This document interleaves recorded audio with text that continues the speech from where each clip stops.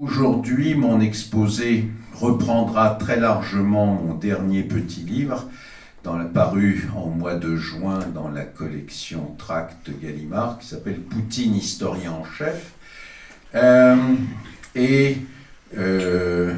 Voilà, donc je commence, je m'en excuse, par une citation du méchant, et en particulier de Vladimir Poutine, car je pense que pour connaître l'ennemi, il faut commencer par le citer.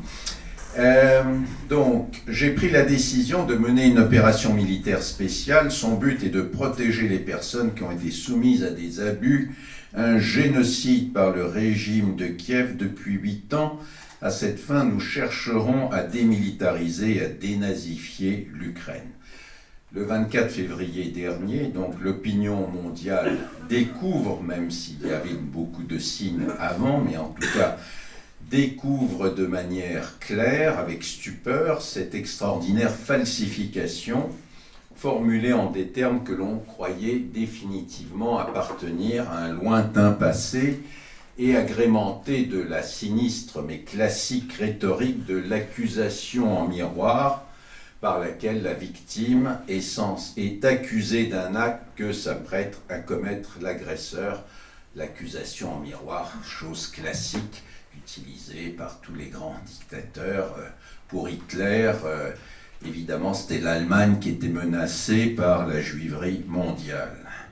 Si elle sert à ce moment précis à théoriser, entre guillemets, l'invasion de l'Ukraine, mise en scène comme une guerre de libération du peuple ukrainien, je cite, uni au peuple russe par des liens de sang, soumis aux abus d'ultranationalistes et de nazis, elle s'inscrit naturellement dans le droit fil du grand récit national construit par Poutine et son régime au cours des 20 dernières années.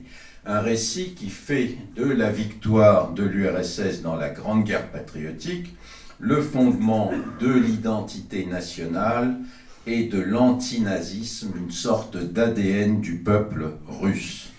Un récit viscéralement anti-occidental, ultranationaliste et conservateur, qui exalte la puissance d'un État fort, mettant en œuvre dans le sillage de la grande tradition slavophile du XIXe siècle, l'idée d'une voie russe de développement fondée sur la prétendue défense d'un ensemble de valeurs spirituelles face à un Occident agressif et totalement décadent. Un récit centré sur la grandeur et la gloire militaire d'une sorte de Russie éternelle, renaissant après l'effondrement de l'URSS, qualifié, on le sait, par Vladimir Poutine de plus grande catastrophe géopolitique du XXe siècle. Un récit qui n'admet aucune contestation pour servir les intérêts géopolitiques d'un régime dictatorial et justifier ce qui semblait pour une grande partie de l'opinion mondiale impensable en ce début d'année 22, l'invasion de l'Ukraine. 2 mois avant cette invasion, s'était produit un autre événement, lui aussi considéré impensable par une grande partie de l'intelligentsia progressiste russe, qui tentait contre vents et marées de résister à l'endoctrinement des esprits, la dissolution prononcée par la Cour suprême de la Fédération de Russie le 28 décembre 2021 de Memorial, la plus ancienne et la plus éminente ONG russe, fondée en 89 et dont le premier président avait été, vous le savez, le grand dissident et physicien et dissident soviétique, prix Nobel de la paix, Andrei Sakharov. Depuis plus de 30 ans, Memorial avait œuvré pour une approche scientifique de l'histoire, prônait surtout l'élaboration d'une mémoire nationale permettant de regarder en face les pages les plus sombres du passé et de comprendre les mécanismes des répressions de masse de l'époque soviétique, en particulier stalinienne, face au silence grandissant des autorités sur ces crimes. On ne peut bâtir une société démocratique sans regarder en face son passé, sans évaluer aussi la part de la responsabilité de la société russe dans les crimes de masse. Avec le recul du temps, évidemment, le lien entre ces deux événements, l'un sur le plan intérieur, l'autre sur le plan international, me paraît absolument évident et central. La principale ressource de la puissance et de l'avenir de la Russie réside dans notre mémoire historique, avait déclaré Vladimir Poutine le 14 mars 2013 dans son discours devant le premier congrès de la Société russe d'histoire militaire, créé l'année précédente pour, je cite, « inculquer le patriotisme et contrer les initiatives visant à dénaturer et discréditer l'histoire militaire de la Russie ». On ne saurait être plus clair. Pour Vladimir Poutine, le contrôle de la mémoire historique, de l'interprétation du passé est un enjeu politique crucial. Aussi n'est-il pas étonnant que le chef de l'État se soit, au fil des années, un autoproclamé historien en chef. En témoignent les innombrables discours sur l'histoire, les plus remarqués étant le long développement, sur lequel je reviendrai, sur l'histoire de l'Ukraine qui avait accompagné le 21 février dernier la reconnaissance par la Russie de l'indépendance des territoires séparatistes du Donbass. La construction et la diffusion d'un nouveau récit national fédérateur esquissé au début des années 2000, après l'arrivée au pouvoir de Vladimir Poutine, s'est considérablement renforcé au fil des années, notamment des années 2010 et tout particulièrement à partir de 2014, année de l'annexion de la Crimée, de la Russie et de l'annexion, enfin déguisée déjà, d'une partie du Donbass. Les autorités ont progressivement mis en place au cours des dernières années un cadre juridique régissant la présentation d'une histoire officielle et réprimant tous les points de vue alternatifs, ainsi que de puissants outils de propagande, des institutions étatiques et para-étatiques spécialement créées pour promouvoir le récit historique officiel et le diffuser dans l'enseignement primaire, secondaire et supérieur. Cette politique, de plus en plus agressive, a non seulement écarté les points de vue alternatifs, mais a mis gravement en danger tous les producteurs d'histoire indépendants, historiens, journalistes, publicistes, acteurs de la société civile travaillant sur l'histoire et la mémoire qui n'adhèrent pas au discours officiel. L'ampleur de cet assaut a atteint au cours des dernières années, comme le constate le dernier rapport tout à fait remarquable de la Fédération internationale des droits de l'homme, publié en juin 2021, que je vous conseille de lire si ça vous intéresse. Donc il est sur Internet, il s'appelle « Russie, crime contre l'histoire », a atteint le seuil justement de crime contre l'histoire. Ce concept de crime contre l'histoire a été développé par l'historien belge Anton de Batz, professeur à l'université de Groningue. Pour la Russie, le rapport de la FIDH a répertorié les crimes contre l'histoire suivants.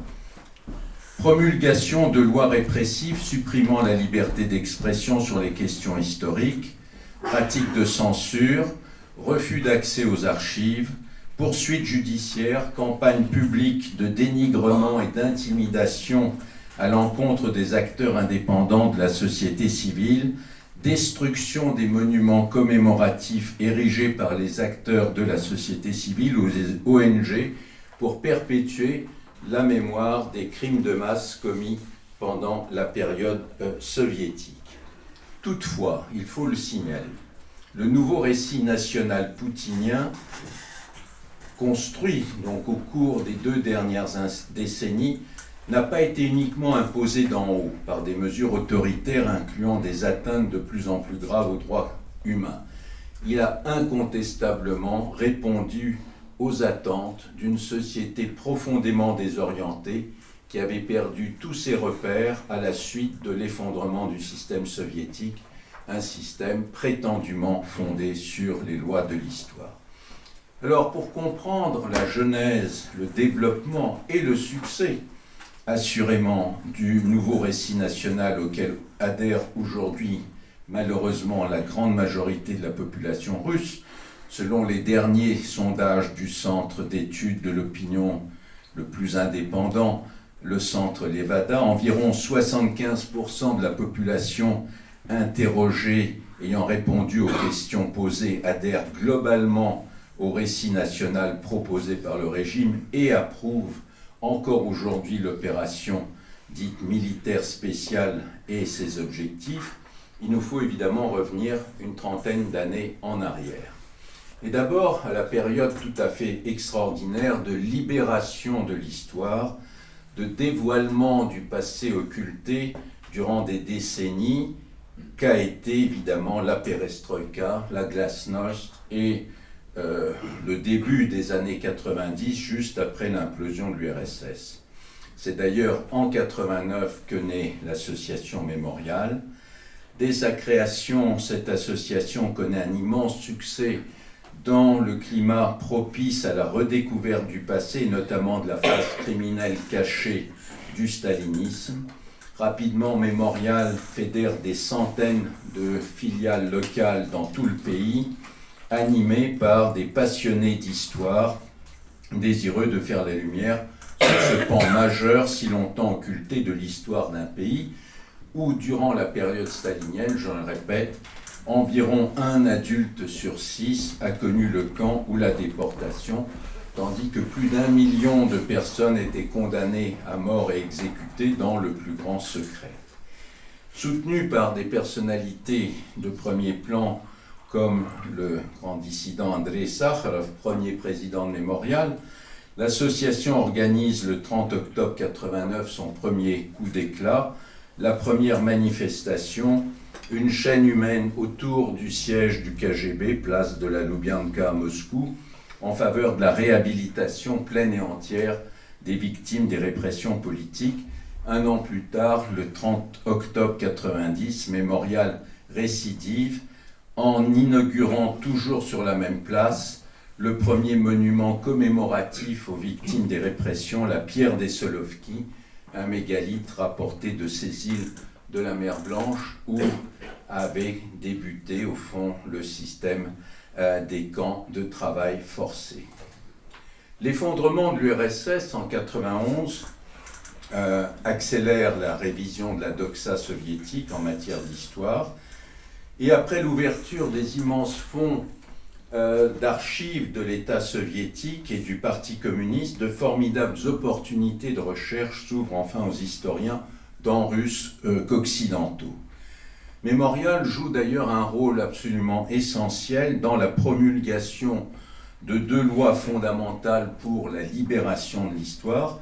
La première, la loi du 8 octobre 1991 sur la réhabilitation des victimes des répressions politiques, engage l'État à donner aux victimes un libre accès à leurs dossiers, les rétablir dans leurs droits, leur assurer des réparations tangibles, ainsi qu'à traduire en justice les responsables de ces crimes. Mais seul le premier engagement sera tenu. La seconde loi, la loi du 23 juin 1992, décrète la déclassification de tous les règlements et décisions étatiques de l'époque soviétique ayant servi de base aux répressions de masse et à la violation des droits humains.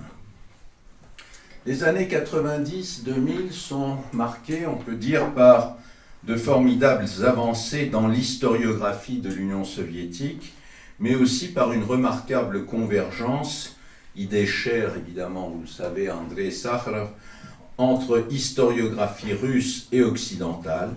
Les spécialistes de l'histoire soviétique de tous les pays se retrouvent dans les salles de lecture des grands centres d'archives de Moscou et de Saint-Pétersbourg ou dans les bureaux de Mémorial. Sur toutes ces questions relatives à la violence étatique, politique et sociale en URSS, Mémorial joue un rôle majeur comme lieu privilégié d'échanges, de rencontres et d'informations pour tous les historiens de l'Union soviétique. Ayant rassemblé au fil des années la plus grande bibliothèque en Russie sur les répressions de masse, plus de 40 000 volumes, ainsi qu'un fonds unique au monde d'archives privées, plus de 60 000 dossiers légués à Mémorial par les familles des victimes, l'ONG devient le premier centre mondial d'études, de recherche et de documentation sur l'histoire et la mémoire des répressions de masse en URSS. Les historiens de Mémorial mènent un travail pionnier dans l'étude d'un certain nombre de questions centrales de l'histoire soviétique totalement occultées pendant la période soviétique, la Grande Terreur de 37-38, l'histoire des camps de travail forcé du Goulag, des déportations de masse, mais aussi d'autres questions taboues, comme par exemple toute la question des grandes famines des années 30, ou le sort des prisonniers de guerre et des civils soviétiques déportés en Allemagne à leur retour au pays, les exactions des forces d'occupation soviétiques en Allemagne au sortir de la guerre, ou la question de la dissidence dans les années 60-80. Un autre grand axe de Mémorial a été la constitution d'une immense base de données de plus de 3 500 000 noms de victimes des répressions politiques. Grâce à cette base de données, des centaines de milliers de descendants de victimes ont pu enfin connaître le sort de leurs proches disparus.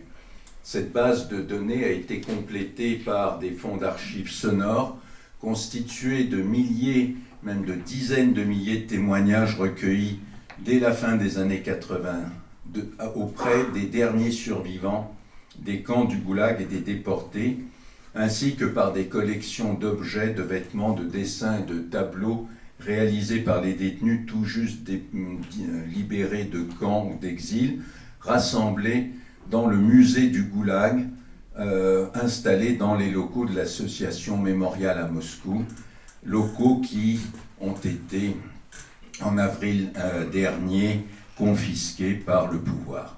Je rappelle que plus de 30 expositions ont été organisées par Mémorial à partir de ces collections tout à fait uniques.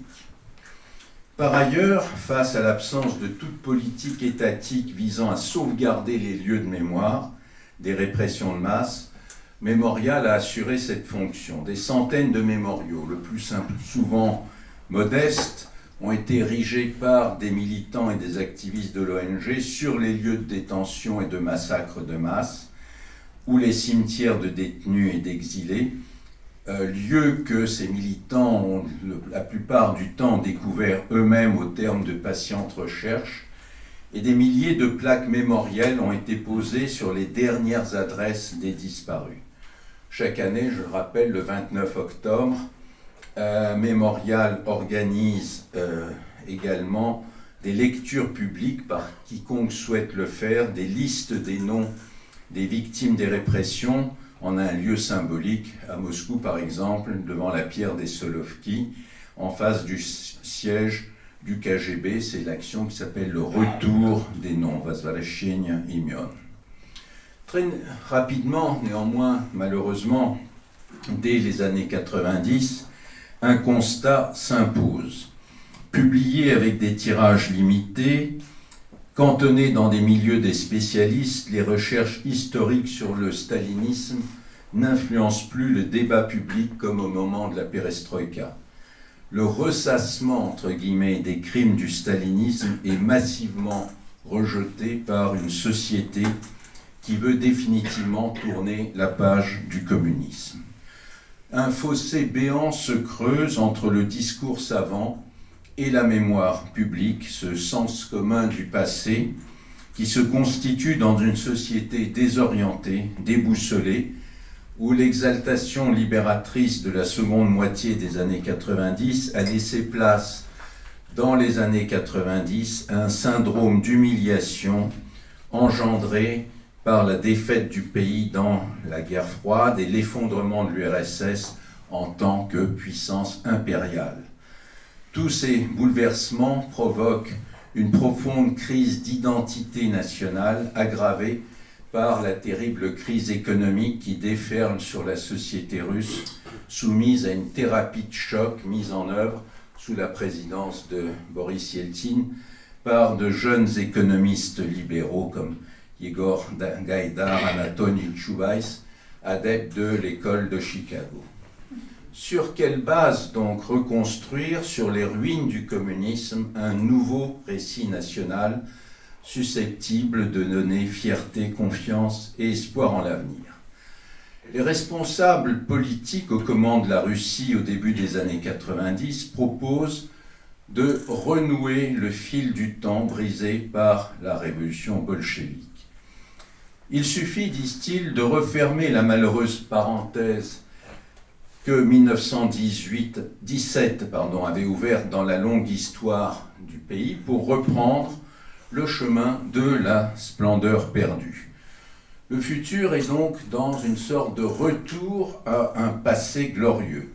Retour donc à tous les symboles de la Russie tsariste, au drapeau tricolore, à l'hymne national, glorifiant l'autocratie, à l'aigle bicéphale, aux grands ordres militaires tsaristes, aux écoles de cadets, où se cultive la gloire militaire de la Russie éternelle et le patriotisme. Retour aussi à une toponymie pré-révolutionnaire. Les villes, mais aussi les places, les rues retrouvent les noms qu'elles portaient avant la Révolution. Initiative bien plus lourde de sens encore, la reconstruction à l'identique des églises orthodoxes détruites par les bolcheviks.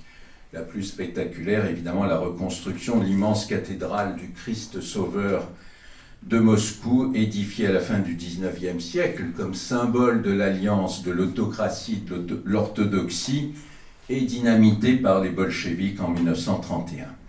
L'Église orthodoxe recouvre dans les années 90 son rôle traditionnel de garant et de protecteur de l'unité et de l'identité nationale. En témoigne la présence en majesté du patriarche de l'Église orthodoxe à toutes les cérémonies et fêtes nationales, à commencer par la cérémonie d'intronisation du chef de l'État.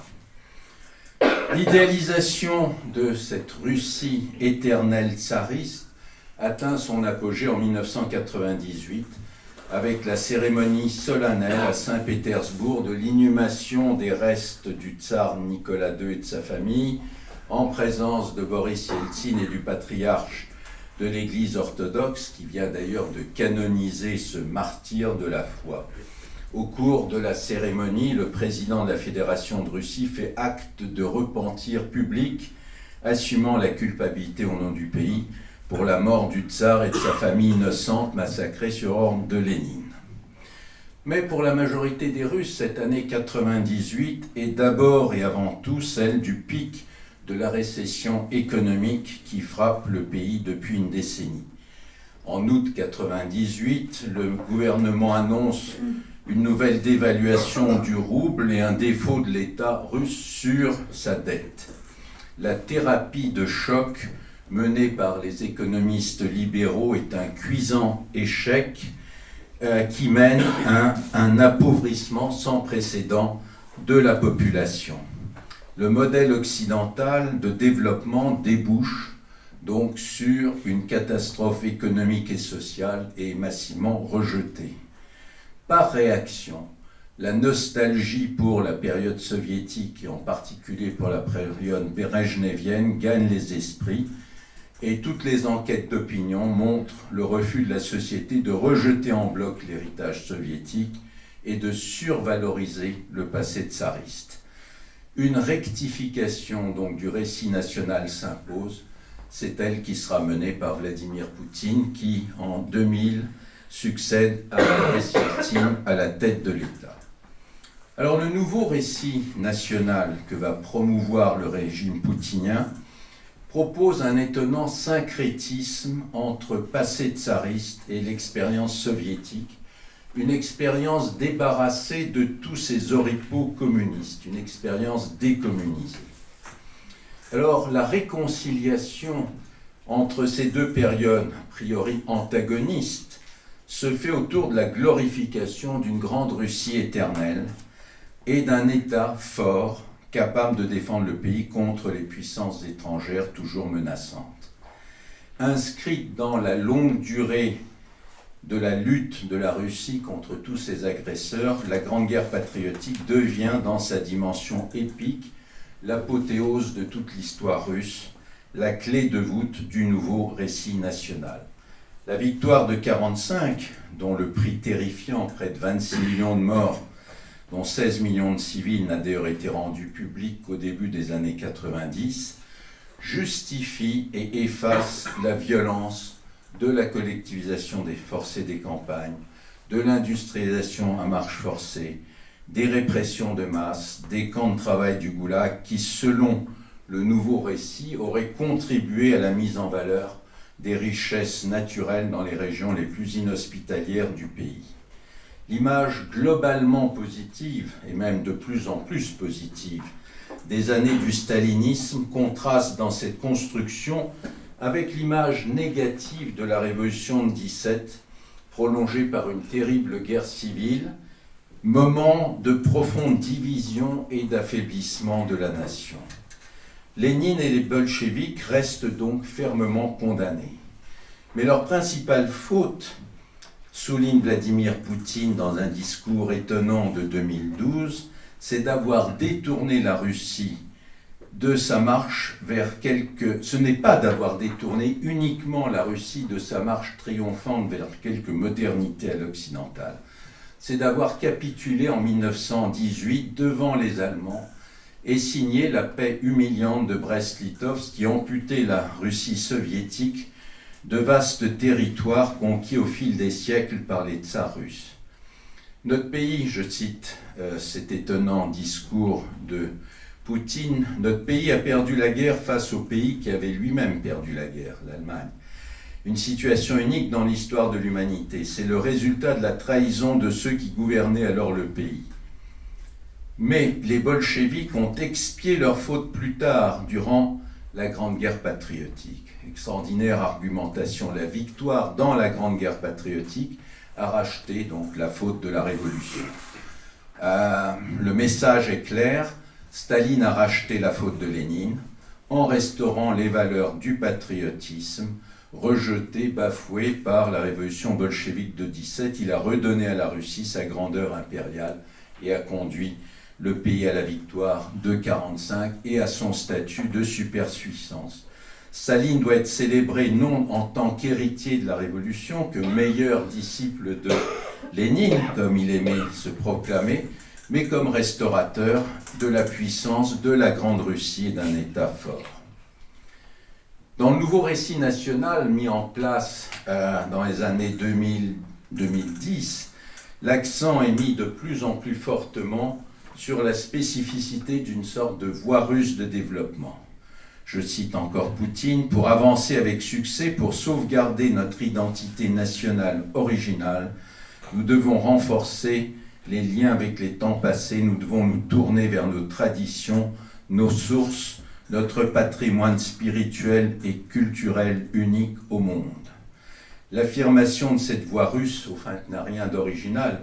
Au fond, elle s'inscrit dans le droit fil de la tradition slavophile la plus rétrograde du XIXe siècle, qui oppose les valeurs russes empreintes de spiritualité aux valeurs occidentales, matérialistes et décadentes. Dans le retour à ces valeurs traditionnelles, évidemment, l'Église orthodoxe est appelée à jouer un rôle capital, d'autant, on le sait, qu'elle a toujours, de tout temps, contribué à la construction et à la conservation de l'État russe. Alors l'imposition de ce nouveau récit national va se faire progressivement par toute une série de mesures qui dessinent les contours d'une véritable politique de l'histoire de plus en plus agressive au fil des années. Les premières mesures prises par Vladimir Poutine sur le front de l'histoire sont hautement symboliques. En 2000, il rétablit l'hymne soviétique, en changeant quelques paroles, mais au fond, l'idée, c'est de rétablir cet hymne soviétique. En 2004 est décrétée une nouvelle fête nationale, la Journée de l'Unité nationale, fixée au 4 novembre. Elle commémore le 4 novembre 1612, date du soulèvement populaire qui chassa de Moscou les forces polonaises, marquant la fin du temps des troubles, période éminente de crise de l'État russe entre la fin de la dynastie des Rurikovitch et l'avènement de la dynastie des Romanov. La journée du 7 novembre, célébrant la grande révolution, la grande révolution socialiste d'octobre, est rebaptisée en 92 la fête de Concorde et de l'unité du peuple. Elle perd son statut de jour férié, mais n'est pas pour autant supprimée. Désormais, le 7 novembre commémore le défilé militaire organisé par Staline sur la place Rouge le 7 novembre 1941, alors que les troupes de la Wehrmacht se trouvaient à quelques dizaines de kilomètres de Moscou. Le message est clair. Le jour du 7 novembre doit désormais célébrer non la révolution bolchevique, mais l'héroïsme et le sacrifice du peuple russe pour la défense de la patrie. En 2009, sous la présidence encore donc de cette doublure de Poutine qui est Dmitri Medvedev, est créée la première institution étatique depuis la fin du système soviétique chargée de contrôler l'écriture de l'histoire, la Commission présidentielle sur l'histoire. Sa vocation, je cite, est de rassembler et d'analyser les informations relatives à la falsification des faits et événements historiques visant à porter atteinte au prestige international et aux intérêts de la Russie. En juin 2012, est créée une nouvelle institution officielle, la Société d'histoire de la Russie. Sa mission, je cite, est d'unir le pays autour des valeurs essentielles du patriotisme, de la conscience civique et du service loyal de l'État, et de travailler aussi, fait très important, à l'élaboration d'un nouveau manuel scolaire.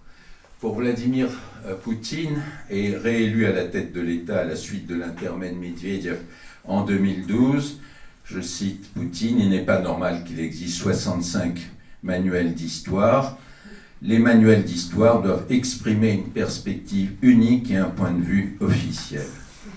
2 ans durant, les membres de la Société d'histoire de la Russie vont plancher donc sur, je cite, les points les plus controversés de l'histoire de la Russie pour aboutir, je cite, à une norme commune en matière de culture et d'histoire en phase avec les intérêts géopolitiques de la Russie qui sera introduite en 2014-2015 dans les manuels scolaires dont le choix sera drastiquement réduit à 3 présentant à quelques infimes détails près une seule et unique interprétation du passé. Quelques mois plus tard, donc en décembre 2012, Poutine met en place une autre institution, la Société russe d'histoire militaire, présidée par son ministre de la Culture, Vladimir Medinsky, est chargée, je cite, de contrer les initiatives visant à dénaturer et à discréditer l'histoire millénaire militaire de la Russie. Le coup d'éclat de cette institution, principalement chargée de promouvoir le patriotisme en milieu scolaire, en organisant des excursions sur les grands lieux de ce qu'on appelle de plus en plus la gloire militaire de la Russie, viendra en 2018 lorsque 2 de ces historiens tenteront bien maladroitement de proposer une révision de l'un des plus importants charniers lieux de massacre de la Grande Terreur de 37-38, le lieu de Sandarmor en Carélie, sur lequel je reviendrai. Le renforcement de la propagande d'État au début du 3e mandat de Poutine en 2012 va évidemment de pair avec une persécution croissante des acteurs de la société civile et des ONG, en premier lieu de Mémorial, puisqu'en juillet 2012 est proclamée la loi dite sur les organisations faisant fonction d'agents étrangers, qui impose à chaque ONG recevant un financement de l'étranger, ce qui est naturel, puisque évidemment elles ne sont pas financées par le pouvoir soviétique, de s'enregistrer comme agent de l'étranger. Cette qualité d'agent de l'étranger, vous en doutez, a une très forte connotation négative en Russie, et elle devra figurer sur toutes les publications et prises de position publiques de l'ONG, Elle sera d'ailleurs en 2020 étendue individuellement à chacun de ses membres et employés. Comme d'autres ONG, Mémorial, qui refuse de se plier à cette mesure ostensiblement discriminatoire, fait l'objet de pressions croissantes de la part des autorités, persécutions dans ses locaux, saisie de matériel informatique et de documents, contrôles fiscaux à répétition, campagne de dénigrement dans les médias, amende astronomique pour, je cite, non-respect de l'affichage de la mention d'agent de l'étranger, intimidation et menaces contre ses membres, et à partir de 2014, poursuites judiciaires contre un certain nombre d'entre eux. L'annexion de la Crimée et l'annexion déguisée d'une partie du Donbass en 2014, à laquelle Mémorial s'oppose publiquement, marque une nouvelle escalade sur le front de l'histoire. En mai 2014, juste après l'annexion de la Crimée, un ensemble de lois mémorielles est promulgué. La plus notoire est l'article 354.1 du Code pénal de la Fédération de Russie, qui criminalise par une peine allant jusqu'à 5 ans d'emprisonnement, d'abord la négation des faits établis par le jugement du tribunal militaire international de Nuremberg, l'approbation des crimes établis par le dit jugement, mais aussi la diffusion d'informations sciemment fausses sur les activités de l'URSS pendant la Seconde Guerre mondiale et la diffusion d'informations manifestement irrespectueuses sur les grandes dates de la gloire militaire de la Russie dans l'histoire. Si les deux premières clauses reprennent presque mot pour mot celles des lois mémorielles adoptées dans d'autres pays démocratiques condamnant le nazisme, les deux dernières permettent à l'État de poursuivre celles et ceux qui partagent des points de vue non approuvés par l'État, ce qui est caractérisé comme par l'adjectif faux, sur les politiques de l'Union soviétique pendant la Seconde Guerre mondiale, ou qui expriment des opinions dites irrespectueuses à l'égard de la gloire militaire de la Russie. Depuis, deux autres clauses ont été rajoutées à cette loi. La première criminalise, je cite, les déclarations diffamatoires sur les anciens combattants de la Seconde Guerre mondiale, de la Grande Guerre patriotique, pardon. La seconde, adoptée par la Douma aussitôt après l'invasion de l'Ukraine, prohibe, je cite, toute tentative de mettre dans l'espace public sur le même plan et de comparer les buts et les actions de l'Union soviétique et de l'Allemagne nazie. Depuis la promulgation de ces lois mémorielles, de très nombreuses personnes ont été poursuivies et condamnées pour avoir écrit, généralement sur leur blog internet, je cite, que les dirigeants communistes soviétiques ont activement collaboré avec l'Allemagne nazie pour diviser l'Europe conformément au pacte Molotov-Ribbentrop, ou que l'URSS et l'Allemagne ont conjointement attaqué la Pologne et déclenché la Seconde Guerre mondiale en septembre 1939, ou pour avoir mentionné les crimes de l'armée rouge contre la population civile allemande en 1945. Autre signe de durcissement sur le front de l'histoire, à partir de 2014, un accès de plus en plus restreint aux archives sur un grand nombre de questions, et en particulier celles relatives aux répressions de masse. En juin 2014, la Commission interministérielle pour la protection des secrets d'État prolonge opportunément la classification des documents des services de sécurité soviétiques de 1917 à 1991 jusqu'en 2044. Quelques mois plus tard, Perm 36, l'unique musée dans le pays créé sur le site même d'un camp de travail du Goulag par les militants locaux de Mémorial pour commémorer la mémoire des millions de détenus et de déportés du système concentrationnaire soviétique, est fermé. Sur cette question centrale de l'histoire soviétique, la ligne du régime est à la fois tortueuse et politiquement assez habile. car en effet, une lecture attentive des propos, des prises de position publiques, des discours et des interviews données par Poutine depuis 20 ans montre que le chef de l'État ne nie pas totalement l'existence des répressions de masse sous Staline.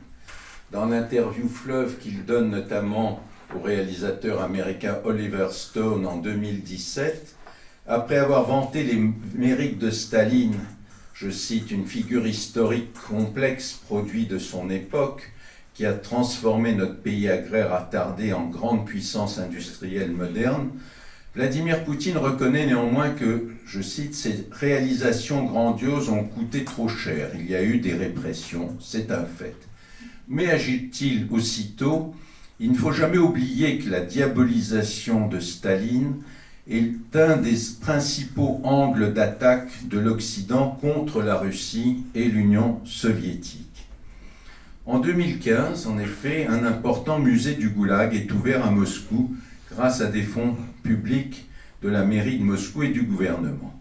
Mais si l'on étudie en détail le discours muséographique, la construction du discours dans ce musée, de quoi nous rendons-nous compte? Qu'en fait, le Goulag est présenté comme, certes, on parle des millions de gens qui sont passés par le Goulag, mais qu'au fond, le Goulag a été un des éléments qui ont permis la modernisation du pays, qui ont permis de mettre en valeur des régions où personne ne serait allé de son propre gré. Et on insiste beaucoup sur le rôle, par exemple, du Goulag dans la contribution héroïque des détenus à la victoire dans la Grande Guerre patriotique.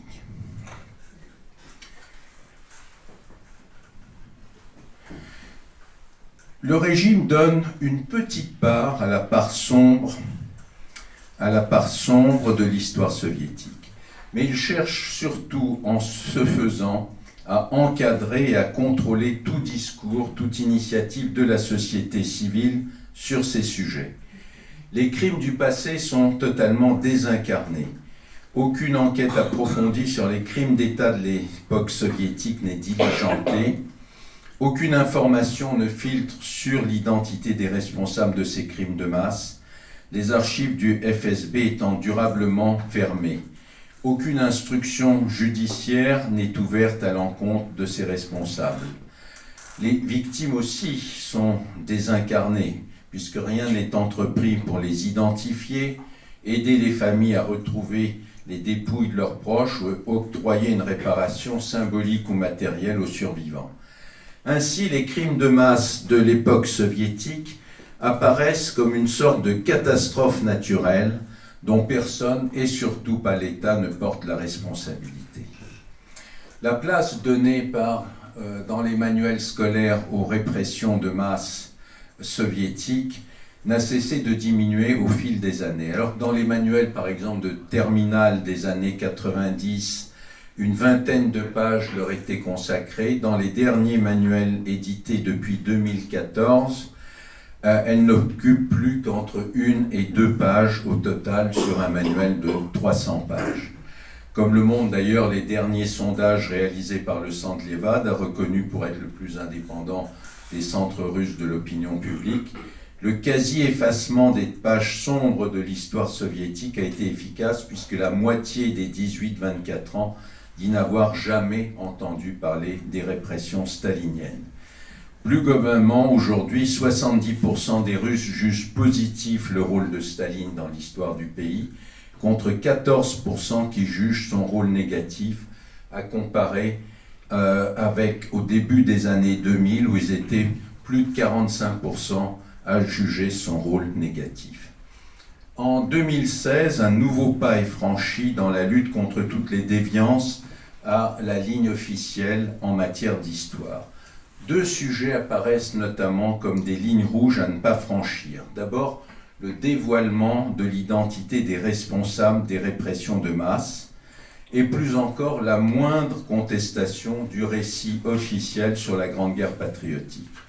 De manière significative, les attaques contre Mémorial se sont intensifiées à partir du moment où l'ONG a commencé à publier non seulement des listes de victimes, mais des listes des fonctionnaires du NKVD impliqués dans les arrestations, tortures et exécutions de masse. Le cas le plus emblématique est celui de l'historien Yuri Dmitriev, responsable de la branche carélienne de Mémorial, découvreur en 1997 du grand charnier de Sandarmor en Carélie, où avaient été exécutées près de 10 000 personnes, donc au moment de la Grande Terreur, dans le plus grand secret. Arrêté en 2016, Yuri Dmitriev, après avoir été relaxé en 2018, fait exceptionnel dans les annales judiciaires russes des accusations infondées et totalement infamantes de pédophilie formulées contre lui par le parquet, a finalement, au terme de 5 années de détention préventive et d'une procédure à charge marquée par de très nombreuses irrégularités, condamné en appel le 27 décembre 2021 à 15 ans de détention dans une colonie pénitentiaire à régime spécial, un jour avant la dissolution de Mémorial. La Société russe d'histoire militaire a activement participé à la campagne de dénigrement organisée dans les médias contre Yuri Dmitriev et Mémorial. Elle a notamment lancé en 2018 une campagne de fouilles sur le site de Sandarmor dans l'intention de démontrer, entre guillemets, que les restes humains retrouvés par Yuri Dmitriev étaient en réalité ceux de prisonniers de guerre soviétiques exécutés par l'armée finlandaise lors de l'occupation de la région en 1941-1942. Cette révision grossière, sur le modèle exactement le modèle de celle que les soviétiques avaient tenté d'accréditer des décennies durant à propos du massacre de Katyn, a fait long feu, puisque toute une série d'historiens, à la fois russes et de Mémorial et occidentaux, ont évidemment démonté toute cette affaire. Mais au cours des dernières années, la Société russe d'histoire militaire a été à l'initiative d'autres révisions. En mai 2020, elle a encouragé les autorités de la ville de Tver, par exemple, à enlever les plaques commémoratives à la mémoire des victimes des répressions staliniennes posées au début des années 90 par l'ONG Mémorial sur les murs de l'ancien bâtiment du NKVD où avaient été exécutées les victimes de la Grande Terreur de 1937-1938. Ces plaques expliquèrent les autorités locales, je cite, falsifier et diffamer l'histoire de notre pays et avait une influence négative et antipatriotique sur notre jeunesse. Quelques mois plus tard, en décembre 2020, la Société russe d'histoire militaire a mis en doute la responsabilité de l'URSS dans le massacre de Katyn, que Boris Yeltsin avait pourtant officiellement reconnu au début des années 90. Je cite, « Le prétendu consensus historique autour de Katyn fait partie d'une campagne de propagande plus générale visant à dénigrer l'histoire de l'URSS. » Cette même année 2020, une étape supplémentaire a été franchie dans le verrouillage du nouveau récit national, désormais gravé dans le marbre de la Constitution. On peut y lire notamment article 67 donc, de la nouvelle Constitution adoptée en 2020, je cite, « La Fédération de Russie, État successeur de l'URSS, protège la vérité historique, célèbre la mémoire des défenseurs de la patrie et interdit de minimiser l'importance de l'héroïsme du peuple russe dans l'histoire. » Cet amendement à la Constitution appelle 2 remarques. 1. Le recours à la notion de vérité historique permet évidemment de qualifier de mensongère toute déviance à la doxa. Et comme l'a dit sans embâche d'ailleurs le procureur dans son réquisitoire contre Mémorial devant la Cour suprême le 28 décembre 2021, l'ONG doit être liquidée, je cite, pour avoir présenté une image mensongère de l'URSS en tant qu'État répressif et terroriste. La question la plus sensible, la plus importante, qui mérite d'être solennellement inscrite dans la Constitution, et on l'a vu plus que jamais, celle de la Grande Guerre patriotique, censée avoir révélé l'héroïsme essentiel du peuple soviétique un héroïsme désormais, je le rappelle, essentialisé. Aucune zone d'ombre ne doit ternir l'image de cette guerre héroïque qui débute le 22 juin 1941 avec l'invasion de l'URSS par les armées de l'Allemagne nazie. Je rappelle que dans les manuels scolaires d'aujourd'hui, on ne trouve pas une seule ligne, par exemple, sur l'agression de l'Allemagne contre la France, contre la Hollande, en mai 1940. La guerre commence véritablement le 22 juin. La Seconde Guerre mondiale commence le 22 juin 1941. La période du pacte germano-soviétique, particulièrement embarrassante évidemment, est l'objet d'une exégèse présidentielle, comment témoignent les très nombreuses interventions de Vladimir Poutine dans pas moins de 6 discours sur des questions connexes comme la partition de la Tchécoslovaquie en 1938, dans laquelle Poutine démontre la lâcheté des pays occidentaux prêts à renier leurs engagements vis-à-vis de leurs alliés et, selon lui, s'entendre avec les nazis. Le pacte lui-même, évidemment, qui est l'objet de très nombreuses exégèses. Je cite juste un petit passage d'un discours de Poutine sur la question, notamment sur la question de l'invasion de la Pologne le 17 septembre 1939 par l'armée rouge et ensuite de l'incorporation des pays baltes. Voici ce qu'écrit Poutine. Malgré les appels pressants de Berlin de participer aux actions militaires contre la Pologne, ce n'est que lorsqu'il devint évident que la France et la Grande-Bretagne eurent décidé de ne pas venir en aide à la Pologne, qu'il fut décidé de faire entrer les troupes de l'armée rouge dans les confins orientaux de la Pologne. Fin de citation. Et à propos de l'annexion des pays baltes, l'entrée dans l'URSS de la Lituanie, de la Lettonie et de l'Estonie s'est faite sur une base contractuelle avec l'accord des autorités élues. Ceci correspondait aux normes du droit national et international de l'époque. Un sujet reste tabou entre tous, et évidemment, c'est la collaboration avec l'occupant nazi. Mais tandis que la reconnaissance de toute forme de collaboration, non seulement de toute forme de collaboration, mais d'accommodement avec l'occupant nazi est obstinément niée et pénalement punie lorsqu'il s'agit de l'espace russe ou biélorusse, depuis 2014, les médias et l'ensemble de l'appareil de propagande russe dénoncent bruyamment les mouvements nationalistes ukrainiens apparus dans les années 30 en Ukraine occidentale et accusés non seulement d'avoir collaboré avec l'occupant nazi en 1941-1944, mais d'être des mouvements carrément nazis. Et ce, d'autant plus violemment que durant la révolution de l'Euromaïdan de février 2014, qualifiée par Vladimir Poutine de coup d'État fomenté par les ultranationalistes et néo-nazis ukrainiens, épaulés en sous-main par les États-Unis, de nombreux manifestants, qui n'appartenaient pas d'ailleurs au noyau dur très minoritaire des activistes d'extrême droite, avaient repris l'un des slogans de l'OUN, gloire à l'Ukraine, gloire aux héros, allant jusqu'à se qualifier pour certains comme de bandéristes. Comme le signale justement l'historien ukrainien Andriy Portnov, je cite, c'était pour ces partisans de la démocratie une manière d'exprimer leur rejet de la propagande russe officielle.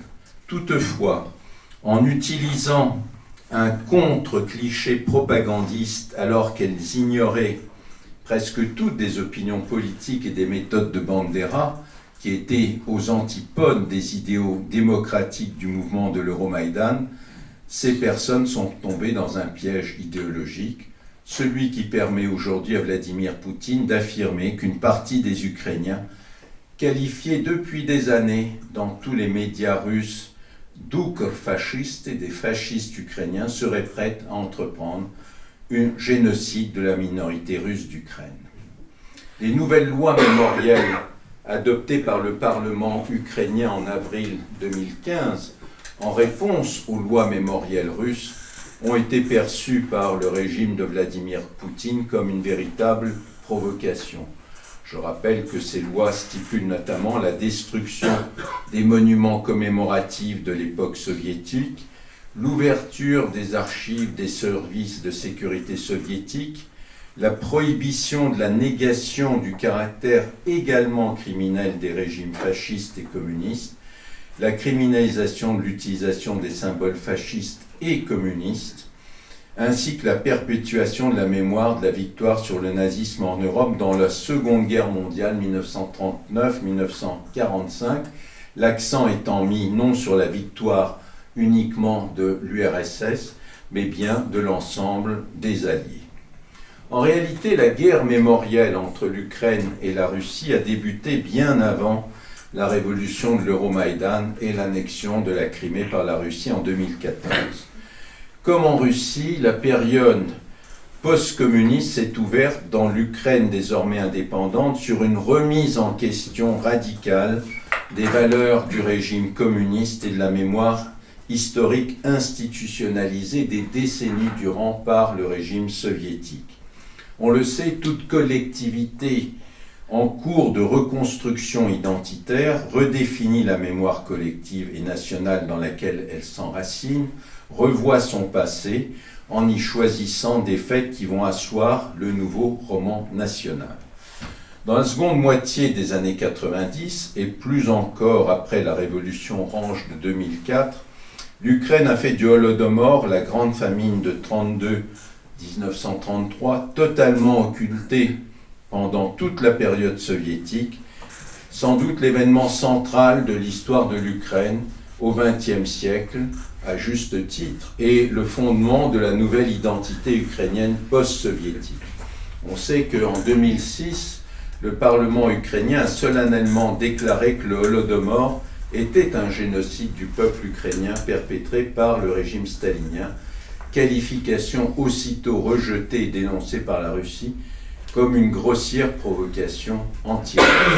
Et je rappelle qu'une des premières choses qu'ont faites les autorités d'occupation russes en Ukraine, ça a été de détruire les monuments au Holodomor, l'exemple le plus célèbre étant la destruction du monument au Holodomor à Mariupol en octobre dernier.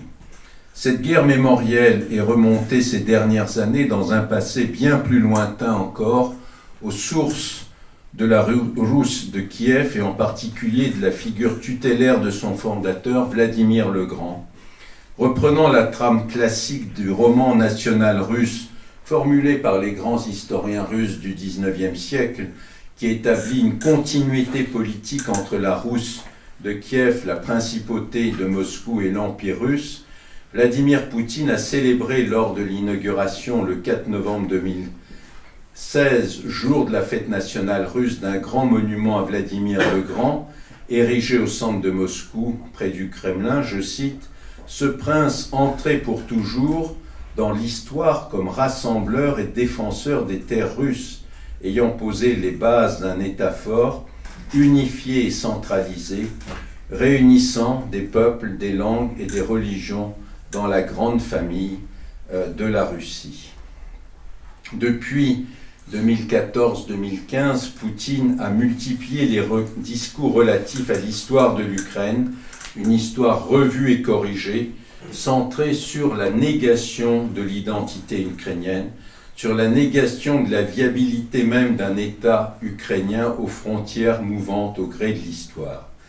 Après l'annexion de la Crimée et la proclamation par les séparatistes pro-russes des républiques populaires de Donetsk et de Lugansk, Vladimir Poutine a remis à l'honneur ce qu'il reconnaît lui-même être un terme tsariste, la Nouvelle Russie, pour désigner tout le sud-est de l'Ukraine.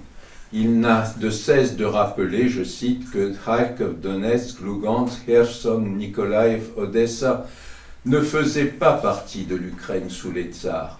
Il dessine donc la carte des territoires en droit de revenir à la Russie historique, dont la Russie d'aujourd'hui se pose en héritière tout en se proclamant simultanément État successeur de l'URSS. La vision poutinienne de l'histoire est synthétisée dans un long texte de 25 pages rendu public en juillet 21, sous le titre explicite de l'unité historique des Russes et des Ukrainiens, dont les grandes lignes seront reprises dans le discours de Vladimir Poutine du 21 février 2022, 3 jours avant l'invasion de l'Ukraine. Poutine propose un récit simple, linéaire, caricatural, de 1000 ans d'histoire des relations entre la Russie et l'Ukraine. Pour la période d'avant 17, il n'innove guère, se bornant à reprendre à grands traits la pensée d'historiens russes de la fin du XIXe, tels que Sergei Solovyov ou Vassili Kloutchevski. Unis par la même langue, par la même foi orthodoxe, les Russes, les Ukrainiens et les Biélorusses sont les héritiers de l'ancienne Rousse, berceau des peuples slaves. Cette unité a été brisée au XIIIe siècle par l'invasion mongole qui a ruiné Kiev, la mère des villes russes, rejeté les Ukrainiens vers l'ouest, les livrant à l'influence polonaise et catholique romaine, tandis que les Russes fondaient Moscou plus à l'est. Entre ce que Poutine appelle le centre de réunification des peuples slaves que serait Moscou et l'influence occidentale portée par la Pologne, la lutte s'est poursuivie au cours des siècles. Pour la période soviétique, Poutine développe une idée stupéfiante destinée à légitimer historiquement l'invasion de l'Ukraine. L'Ukraine moderne ne serait, je le cite, qu'une construction artificielle de l'ère soviétique, fruit de la politique bolchevique néfaste des nationalités qui auraient, je cite, pérennisé au niveau de l'État 3 peuples slaves distincts au lieu d'une seule grande nation russe, un peuple trinitaire composé de grands Russes, de petits Russes et de Biélorusses. En outre, cette Ukraine moderne aurait été créée, je cite, aux dépens de la Russie historique. Je cite encore Poutine, les bolcheviks considéraient le peuple russe comme un matériau inépuisable pour leurs expérimentations sociales. Ils rêvaient d'une révolution mondiale qui abolirait les États-nations. Par conséquent, ils ont arbitrairement dessiné les frontières et distribué de généreux cadeaux territoriaux. Une chose est claire, la Russie a en fait été dépouillée. Troisième et dernier point de la démonstration, cette politique des nationalités, c'est-à-dire le droit théorique des républiques soviétiques à sortir de l'Union inscrit sur l'insistance de Lénine dans la première constitution de l'URSS, a été, je cite Poutine, la plus dangereuse des bombes à retardement posées sur les fondations de notre souveraineté. Celle-ci a explosé avec la disparition du clan de sûreté, le rôle dirigeant du Parti communiste. À la suite de cette explosion, l'Ukraine indépendante, je cite, a été entraînée par l'Occident dans un jeu géopolitique dangereux dont le seul but était d'en faire une tête de pont tournée contre la Russie. Bref, une anti-Russie dans la continuité, précise Poutine, je cite, d'anciennes théories inventées par des idéologues polonais et autrichiens. On l'aura compris, ce texte programmatique utilise le procédé efficace mais totalement contraire à la méthode historique de proposer une lecture rétrospective des faits pour établir, je cite, une continuité entre Mazepa qui a trahi tout le monde, Petliura qui a payé le mécénat polonais avec des terres ukrainiennes, Bandera qui a collaboré avec les nazis. Dans la même logique, l'action des pays occidentaux qui ont soutenu le coup d'État de 2014 réalisé par les groupes ultranationalistes et néo-nazis s'inscrit dans le sillage de la politique de l'État polono-lituanien du XVIe siècle, avec le même et unique but, détacher l'Ukraine de la Russie. La guerre de la Russie contre l'Ukraine, je conclus, dure depuis près d'1 an. Les répercussions de cette première guerre du XXIe siècle sur le continent européen sont d'ores et déjà colossales, tant au plan des relations internationales qu'à celui de l'économie mondiale. Depuis l'entrée en guerre, une guerre que la Russie s'obstine à qualifier d'opération militaire spéciale, Vladimir Poutine n'a plus prononcé de grands discours spécifiques sur l'histoire ukrainienne. Dans son adresse à la nation du 30 septembre dernier, destinée à officialiser l'annexion de 4 régions ukrainiennes à la Fédération de Russie, Il a surtout attaqué l'Occident décadent dans une diatribe anti-occidentale d'une violence sans précédent. Il laisse donc à une cohorte d'idéologues développés dans des tribunes autorisées publiées par l'agence de presse officielle du Kremlin, RIA Novosti, leur vision de l'Ukraine après la victoire de la Russie. Et cette vision de l'avenir est glaçante. Je me bornerai à citer ici la longue tribune publiée le 3 avril dernier par un certain Timofey Sergeevitch, intitulée « Que faut-il faire de l'Ukraine ?» Ce texte présente par le menu le vaste plan de dénazification, déukrainisation et déeuropéanisation que, je cite, « l'État dénazifiant, la Russie devra mener en Ukraine au moins pour une durée de 30 ans. » Je vous cite quelques passages de ce texte absolument terrifiant, qui a été d'ailleurs en grande partie repris par d'autres idéologues. Voici quelques extraits de ce long texte. Aujourd'hui, la question de la dénazification de l'Ukraine est passée au plan pratique. La dénazification est un ensemble de mesures à l'égard de la masse nazie de la population, qui ne peut techniquement pas être directement poursuivie au nom des crimes de guerre. Donc, on peut commettre des crimes de guerre parce qu'on est en train de dénazifier l'Ukraine. Il faut procéder à un nettoyage total. En plus des hauts gradés, une partie importante des masses populaires qui sont des nazis passifs, des collaborateurs du nazisme, sont également coupables. La durée de la dénazification ne peut en aucun cas être inférieure à une génération. La particularité de l'Ukraine nazie est sa nature amorphe et ambivalente, qui permet de déguiser le nazisme en aspiration entre guillemets à l'indépendance et à une voie européenne, tout ça entre guillemets de développement, entre guillemets, en réalité de dégradation. L'Occident collectif, vous savez, c'est la grande formule, est lui-même le concepteur, la source et le sponsor du nazisme ukrainien. L'ukronazisme n'est pas moins une menace pour la paix du monde et la Russie que le nazisme allemand ne l'était avec Hitler. Le nom Ukraine ne peut pas être retenu comme celui d'une formation étatique.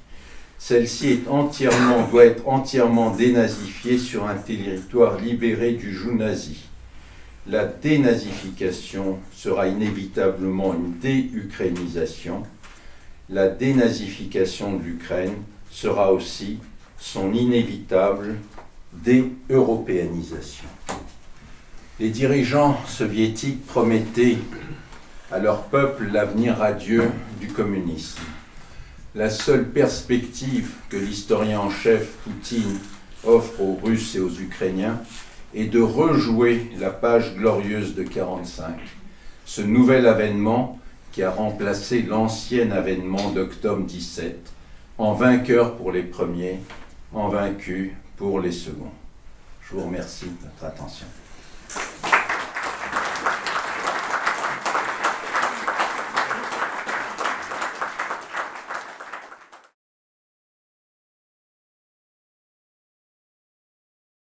Alors, si vous voulez, moi qui ai beaucoup travaillé avec les historiens russes, bon, évidemment qu'il y a historiens et historiens, hein. C'est-à-dire qu'il y a les professionnels, comme il y avait à l'époque soviétique, il y a les professionnels, historiens, idéologues, qui écrivent pour le régime, qui sont des propagandistes. Ce sont eux, d'ailleurs, dont les livres inondent les librairies, ce que j'appelle la littérature historique de gare. Voilà. Mais mes collègues avec qui j'ai travaillé, évidemment, n'adhèrent pas à cette vision. Ils sont simplement réduits au silence. Voilà, c'est ça le problème. Et lorsque, même avant la guerre, ils publiaient des livres, leurs livres avaient un tirage de 500 exemplaires dans une petite maison d'édition universitaire tout à fait respectée, mais ils ne faisaient pas le poids avec les 100 000 exemplaires de toutes ces hagiographies de Staline, de la Grande Guerre patriotique, etc. Donc on a évidemment, il y a la masse, enfin si vous voulez, de la production, j'appelle la liste de gare, à l'usage du peuple. Et puis évidemment il y a des historiens professionnels qui sont absolument catastrophés par cette situation. Moi-même je continue d'appeler mes amis russes, évidemment pas par ni par Zoom, ni par, enfin disons, mais uniquement par des messageries cryptées du genre Telegram ou Signal, par prudence, voilà, et ils ne sont pas dupes de la situation. Mais ils constituent une minorité, la minorité, enfin, l'intelligentsia, comme il y a toujours eu la coupure en Russie dans l'histoire entre une minorité de l'intelligentsia libérale, occidentaliste, etc., et puis la masse du peuple, mais aussi la masse, je dirais, de ce que Tchekhov appelé les semi-intellectuels, c'est-à-dire au fond tous ces gens qui sont, voilà, qui ne font que relayer directement, indirectement, consciemment ou inconsciemment, font la ligne générale du pouvoir, de la propagande. Donc oui, c'est extrêmement difficile pour des collègues russes. Alors si on regarde, est-ce qu'il y a eu des signatures contre la guerre? Oui, il y en a eu, mais très peu. Très peu. Les rares qui ont signé ont été licenciés. Même dans des lieux, enfin disons, qui sont un peu le summum de la vie intellectuelle moscovite, comme Vysshaya Shkola Ekonomika, qui est l'école supérieure, enfin d'économie, il n'y a pas que de l'économie, il y a de l'histoire. Des gens ont été licenciés, un certain nombre a émigré. Vous savez quand même qu'il y a, au fond, des milliers et des milliers d'intellectuels russes qui partent. Nous sommes un peu, de ce point de vue, dans la même situation qu'après 17. Hein. Il y avait comme dit un de mes amis de Mémorial l'autre jour à Oslo, il y avait le navire des philosophes en 1922, quand Lénine a expulsé la crème de l'intelligentsia russe qui n'avait pas encore émigré, enfin ceux qui étaient encore restés et qui n'avaient pas encore émigré, et puis les milliers d'intellectuels russes qui ne prennent pas le bateau mais qui prennent l'avion et qui quittent le pays. Donc il y a ce phénomène-là, bien sûr, et il y a une extraordinaire fuite de cerveau de Russie en ce moment. Enfin, ce sont des milliers et des milliers de gens qui partent. Enfin bon, il y a toutes les gradations d'exil. Évidemment, ceux qui sont partis en mars, en avril, c'est pas la même catégorie de gens qui sont partis après la déclaration de mobilisation. C'est les résistants de la première heure et les résistants de la dernière heure. On connaît ce phénomène aussi. Voilà, mais enfin, en général, il y a quand même dans nos milieux intellectuels, historiens, philosophes, beaucoup de départs, en tout cas, voilà, donc la situation est très contrastée.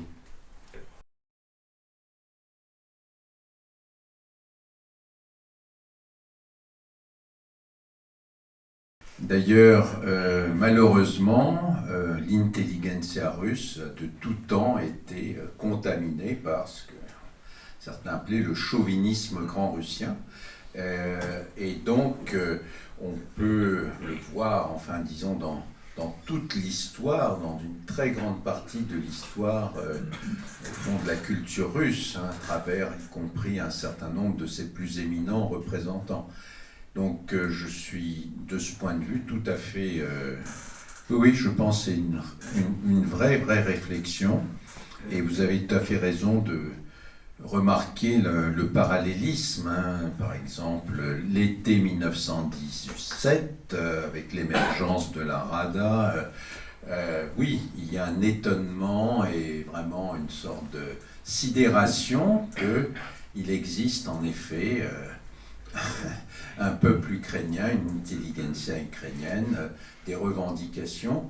Alors, évidemment, c'est d'autant plus troublant, c'est que bon, la manière dont les Russes ont toujours traité ceux qu'ils appellent les peuples allogènes, bon, c'est classique, bon, une sorte de colonialisme intellectuel, bon, qui, par rapport aux peuples d'Asie centrale, voire du Caucase. Donc vis-à-vis des Ukrainiens, c'est un peu différent. Ce n'est pas tout à fait le même regard, mais en effet, ils ont beaucoup de mal, ils ont toujours eu beaucoup de mal à prendre en compte cette dimension-là.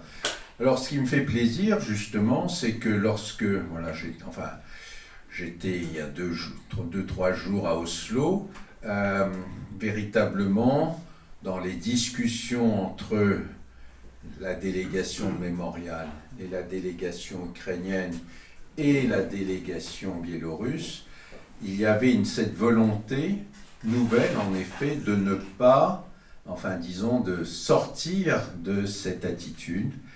Et bon, j'étais très touché par la décision prise donc par Mémorial de donner la moitié donc du prix, du tiers du prix qu'elle a eu aux prisonniers politiques en Russie, mais l'autre moitié aux victimes civiles de l'agression russe en Ukraine, ce qui est un très bon signe, un très bon pas, justement pour, et justement, c'était tout la question, enfin on en a parlé tout à l'heure, enfin voilà, ce double aspect, on peut le prendre.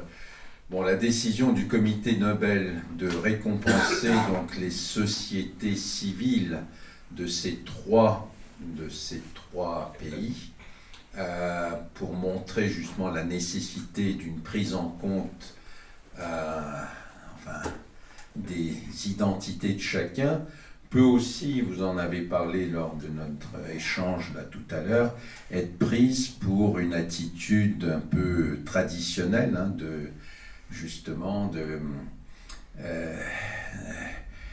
disons de les unir ensemble. Enfin bon voilà, c'est un peu ambivalent. En tout cas, oui, je suis tout à fait d'accord avec votre position. Bon, je serais peut-être un peu moins, comme historien, peut-être moins optimiste que vous sur l'issue de cette guerre. J'aimerais bien évidemment que la Russie, enfin, le régime poutinien sorte vaincu de cette guerre, mais on sait que bon, le chemin risque d'être quand même long, difficile, et je pense qu'il faut surtout lutter contre la position que je n'approuve pas du tout personnellement de notre président français Macron, qui est de penser justement, il faut d'abord et avant tout prévoir un avenir, enfin disons, pour la Russie, voilà,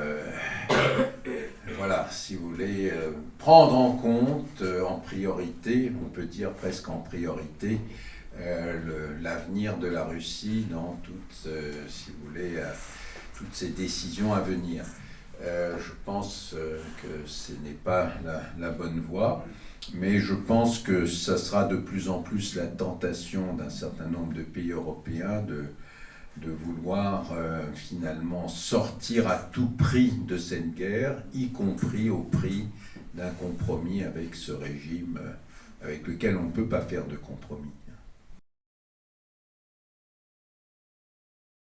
C'est une question difficile, mais à laquelle je suis sensible parce que j'ai quand même travaillé 2 ans à Minsk, il y a fort longtemps, dans le milieu des années 70, lorsque j'ai commencé mon travail de professeur. J'ai enseigné 2 ans à l'université de Minsk.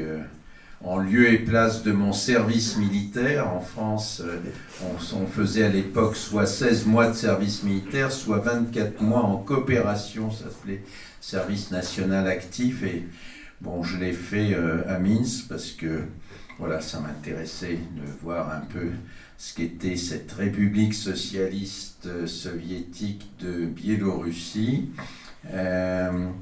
Voilà, donc la situation en Biélorussie est évidemment très différente de la situation en Russie, parce que, si vous voulez, en Biélorussie, il y a une opposition majoritaire, enfin, du peuple contre le dictateur Loukachenko. Bon, c'est très clair, ce qui n'est pas le cas en Russie, malheureusement. Hein. Donc la situation est fondamentalement différente. Bon, simplement, en Biélorussie, le, le peuple a peur des répressions et pour des raisons, enfin, traditions historiques qui sont valables aussi pour le peuple russe, je dirais que le contraste entre le courage du peuple iranien de faire face aux répressions est beaucoup plus grand que celui du peuple biélorusse, sans parler de celui du peuple russe. Les Biélorusses ont fait un énorme effort, vous savez, en 2020, pour sortir dans la rue. Des manifestations de masse ont été très très durement réprimées. Ce sont des dizaines de milliers de gens qui ont été emprisonnés. Le nombre de prisonniers politiques s'élève à des dizaines de milliers. En Russie aujourd'hui, je rappelle que le nombre de prisonniers politiques officiellement reconnus comme tels par Mémorial n'est que de 620 au jour d'aujourd'hui, même si le nombre de personnes à ce jour, depuis le début de la guerre, qui ont été arrêtées, pas encore condamnées, est d'environ 15 000. Voilà. Mais qui ont reçu des amendes et un premier avertissement avant un deuxième avertissement, c'est-à-dire une peine pénale de prison qui peut les attendre. Bon, ça a beaucoup refroidi en Russie, bon, c'est clair. Voilà, donc la situation du peuple biélorusse est différente. Le peuple biélorusse est, dans sa majorité, comme on l'a vu, opposé à Loukachenko, ce qui n'est pas le cas du peuple russe du tout. Voilà, donc simplement, pour l'instant, ça ne bouge plus parce que la répression a été très forte et que, voilà, il y a... La répression a fait son effet en partie en Biélorussie. J'ai eu l'occasion, il y a 3 jours, Tsikhanovskaya, la présidente autoproclamée d'opposition, réfugiée à Vilnius, était à Oslo pour la cérémonie. Elle m'a expliqué un peu la situation et tout en étant optimiste sur le moyen terme, elle ne l'est pas sur le court terme, c'est clair. Et donc la situation est pour l'instant figée en Biélorussie encore.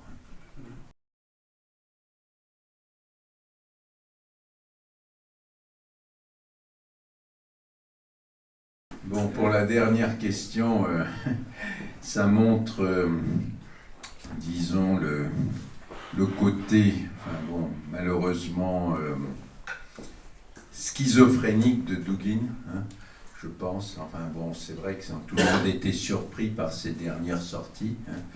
Bon, ce qui est... Voilà, ce qui montre encore une fois cette face très sombre de ce personnage. Bon, je ne peux pas en dire plus parce que j'aurais du mal à interpréter plus.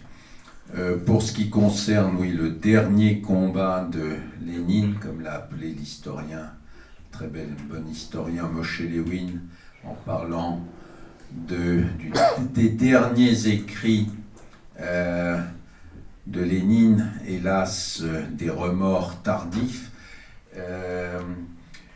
Oui, sur ce point, il a vu en effet, bon, disons, tout le mal de ce qu'on peut dire, ce mal russe qui est le chauvinisme, qu'il a appelé le chauvinisme grand russe. Oui, bien sûr. Et d'ailleurs, symptomatique que Poutine voue une haine, on peut dire, à Lénine, de ce point de vue-là, parce que pour lui, Lénine est un anti-russe, un anti-patriote. Et il le dit, ce texte extraordinaire, étonnant de 2014, où Poutine accuse les bolcheviks et Lénine d'avoir trahi la cause nationale russe avec Brest-Litovsk, etc. Et donc, Poutine voit tout selon le prisme de ce chauvinisme grand russe, du patriotisme russe. Voilà. Et évidemment, si vous voulez, cette construction absolument, je dirais, baroque, d'un point de vue intellectuel, d'un mauvais Lénine et d'un bon Staline, c'est quelque chose qui est hors toute norme, toute catégorie idéologique. Enfin, c'est une construction absurde. Le bon Staline qui rachète les fautes du mauvais Lénine. On sait que tous les historiens sérieux aujourd'hui s'accordent à montrer, malgré quelques différences, ces dernières petites notes de Lénine quelques semaines avant la fin de sa vie intellectuelle, fin 22, début 23, le remords par rapport à un certain nombre de questions, mais sur le fond de la pratique que le stalinisme puise ses racines dans la pratique du léninisme. Il y a une continuité, évidemment, dans toutes les pratiques de violence, de mouvements antidémocratiques, au fond, de totalitarisme naissant. Et c'est une des thèses, évidemment, que j'ai développée il y a 25 ans dans ma contribution au livre noir du communisme, qui n'était pas, je veux dire, c'était pas quelque chose d'absolument renversant, original, puisqu'il y avait depuis longtemps, tout un courant d'historiens soviétologues qui insistaient sur la continuité entre Lénine et Staline, tandis que d'autres essayaient de mettre d'un côté le bon Lénine et Staline qui aurait trahi les bons idéaux de Lénine. Voilà, ce qui était, d'un point de vue historique, évidemment une interprétation, à mon avis, tout à fait erronée, qui ne résiste pas, notamment, à tous les progrès de l'historiographie depuis l'ouverture des archives.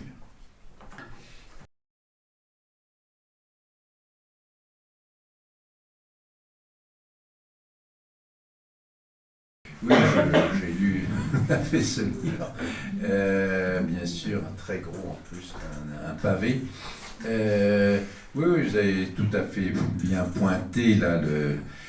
Moi aussi, j'avais relevé cette épopée de la conquête de la Sibérie, là, le rôle du goulag, qui reprend tout à fait l'interprétation poutinienne.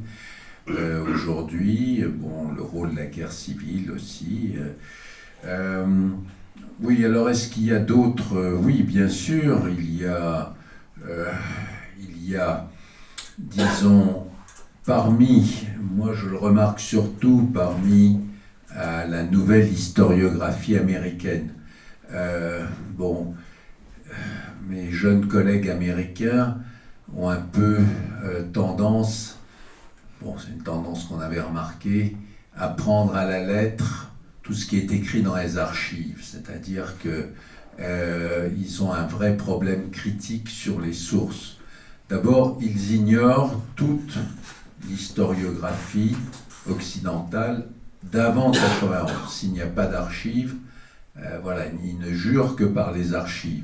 Or, des générations et des générations d'historiens, de politologues ont travaillé sans archives et ont posé de très bonnes questions, même s'ils n'avaient pas toujours les moyens d'y répondre, avant 1991. L'ouverture des archives, le fait d'avoir des archives, vous pouvez lire autant d'archives que vous voulez, si vous ne posez pas les bonnes questions au départ, si voilà, vous avez une attitude insuffisamment critique vis-à-vis de ces masses d'archives de la bureaucratie d'État soviétique, vous pouvez vraiment faire très fausse route.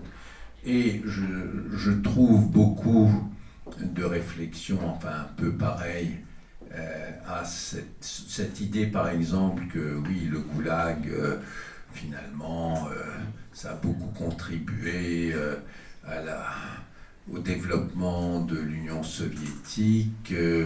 Donc c'est ce que l'on retrouve dans tous ces rapports, ces milliers, ces dizaines de milliers de rapports des responsables locaux du goulag qui sont aujourd'hui accessibles. Oui, c'est une maladie infantile, je dirais, des jeunes historiens, non pas du communisme, mais des jeunes historiens. Donc c'est quelque chose, oui, qui... Bon, je ne veux pas citer les noms de mes jeunes collègues, mais notamment dans l'historiographie américaine dite révisionniste, enfin bon, l'école antitotalitaire, voilà, il y a pas mal de pépites, comme vous le dites, de ce type.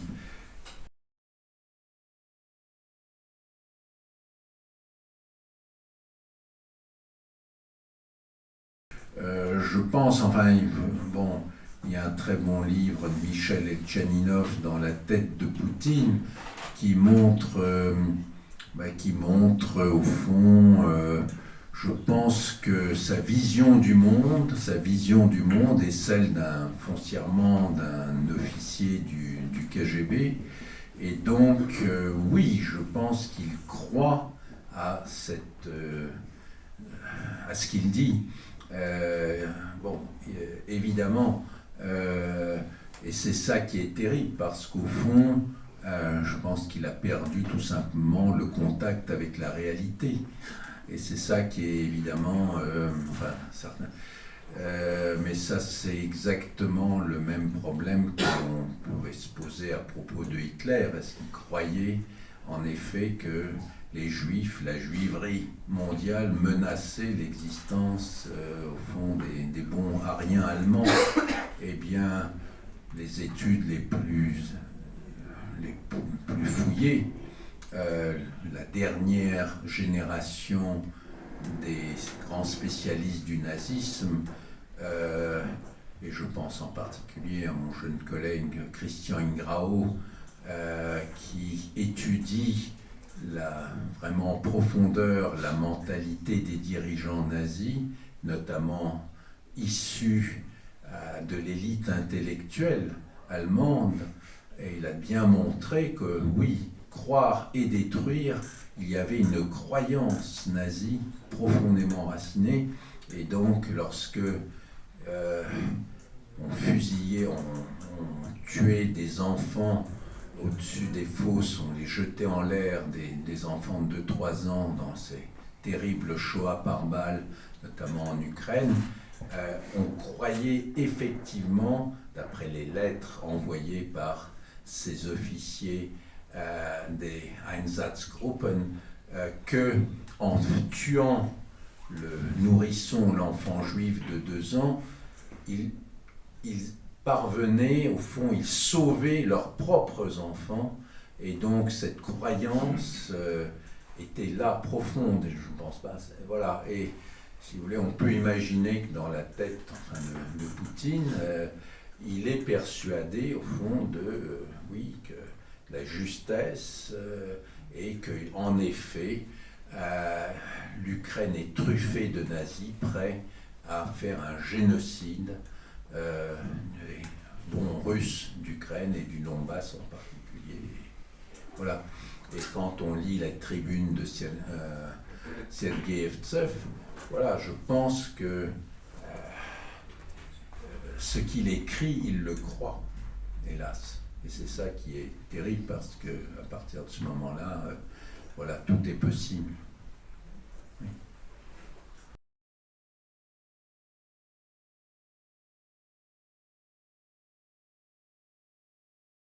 Alors, il y a une base sociale, oui, évidemment, puisqu'au fond, le fond du contrat poutinien, avec sa société.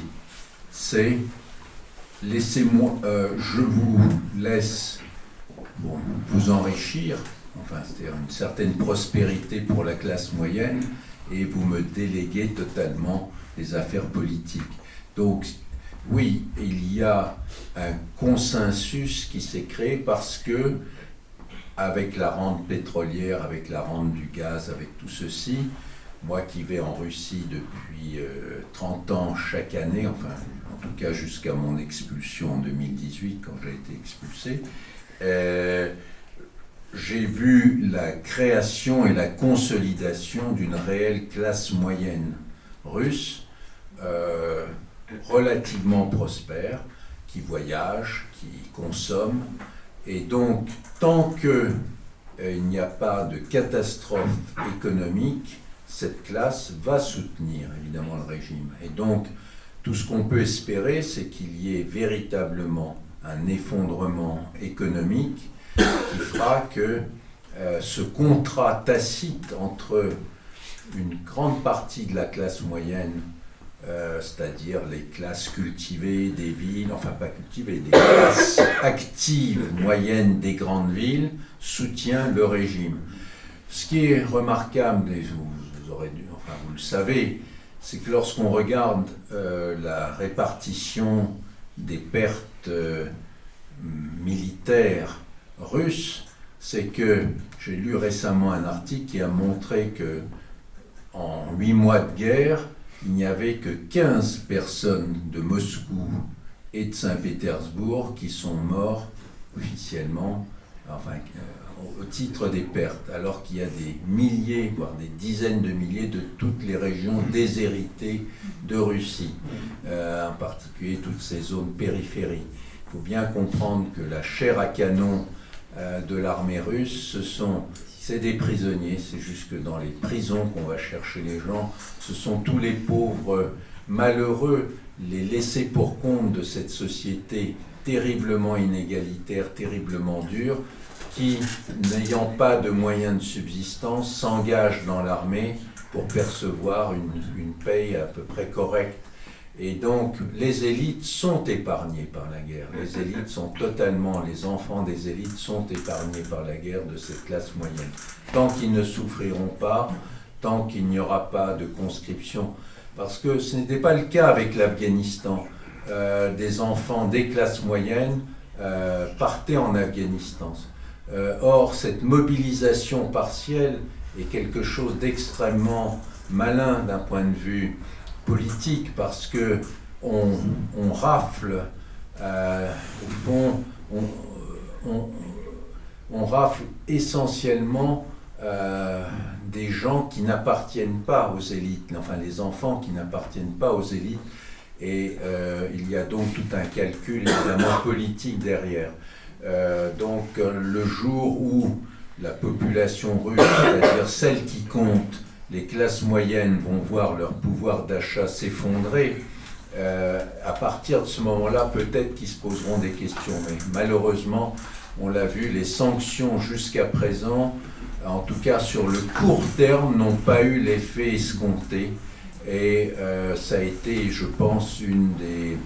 Bon, sur le moyen terme, évidemment que les sanctions vont jouer et vont de plus en plus jouer, mais pour l'instant, dans les premiers mois, il n'y a pas eu cet effet de souffle, d'effondrement de l'économie, en tout cas au niveau de la consommation. Les gens ne sont pas touchés à leur portefeuille, ne sont pas touchés pour l'instant dans leur niveau de vie, même si c'est un peu plus compliqué de partir voyager, mais vous savez, ces classes moyennes, elles partent aux Maldives, elles partent, enfin ces classes moyennes supérieures, tant qu'elles pourront le faire librement, ils ne changeront pas d'avis malheureusement vis-à-vis de leur pouvoir.